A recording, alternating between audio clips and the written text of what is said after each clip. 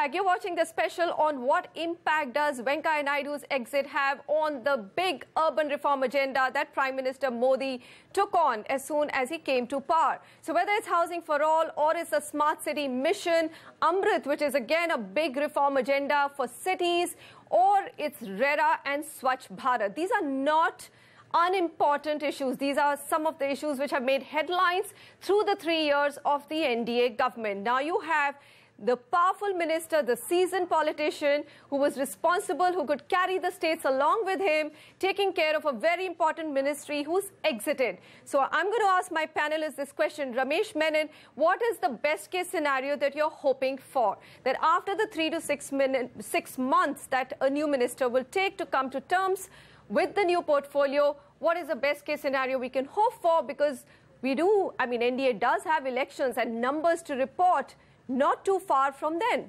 just about 1.5 years, let's say, after the first 6 months. Yeah, the best case scenario probably would be to have a very senior, seasoned, erudite politician as the housing minister. Can you think of any in this ministry, in this government? The bigger challenge that we've had with this government, and if anybody wants to take this question, is that the depth of experience is something that we have all spoken about. There are very few seasoned ministers in this, or seasoned politicians who can be chosen and brought up as a cabinet minister. Now, there are quite a few. In fact, I don't want to speculate on the ability of the current team or the prospects. There are people like Dharmendra Pradhan who had no experience, but they seem to be doing a reasonably good job in the petroleum minister. Likewise, but ideally, I would like to see two at least ministers of state, because this is the Ministry of Urban Affairs. We have to worry about the existing cities, and the ministry also has to spearhead the creation of new cities.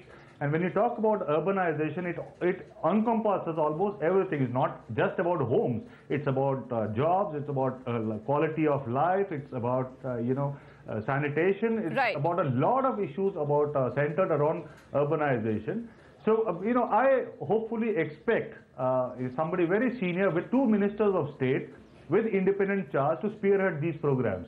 One last thing, I would also hope that, the team that the minister gets, be it bureaucrats or be it politicians, should have a fixed tenure for the next 2 years at least, so that all these policies which are now in place get implemented the right way on the field. Okay, all right. We did have some stability between Dr. Nandita Chatterjee and Rajiv Gauba.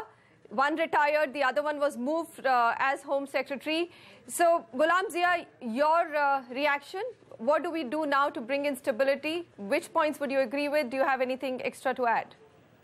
Well, as I said earlier, these are uncertain times. I'm sure the leadership of the nation must have had something in mind before taking up this step. If you talk about personal choice, as you had given the option to the earlier panelist, I would say my personal choice will be perhaps Mr. Suresh Prabhu coming in. He is one of the ministers who has proved himself, so I'm sure. That's a very large portfolio that he will have to handle. Railways is not a small portfolio. He'll only have to think of connecting those cities. He already is sitting on the railways. He just have to ensure that the nodes are also taken care of.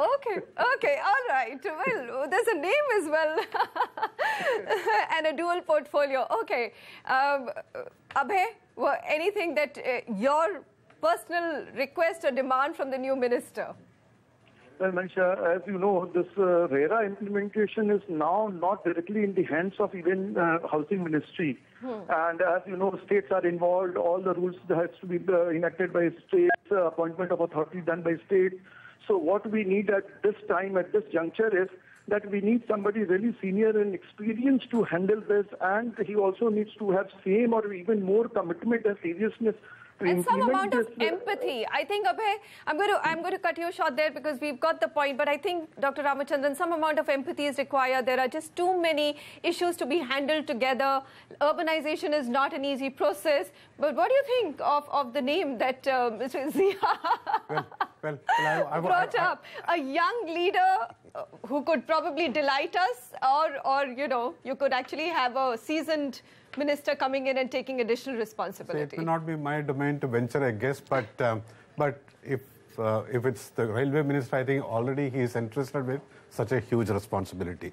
So I don't know whether difficult. they would want to change, because everywhere the PM wants performance. Right, sir. And he is not used to shuffling people around and, giving new areas. But whoever comes to this ministry, I have this gut feeling that he or she will try his or her level best to understand and rise up to the occasion. May not be up to the level of what Mr. Venkaiah Naidu could do, but he or she will do, because performance matters. Performance matters, and these are some of the key missions very close to the Prime Minister's heart himself. And the numbers have to be reported before the next Lok Sabha elections.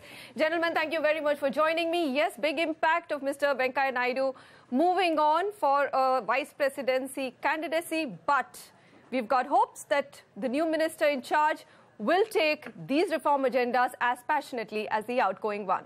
Thank you so much for joining us on this special.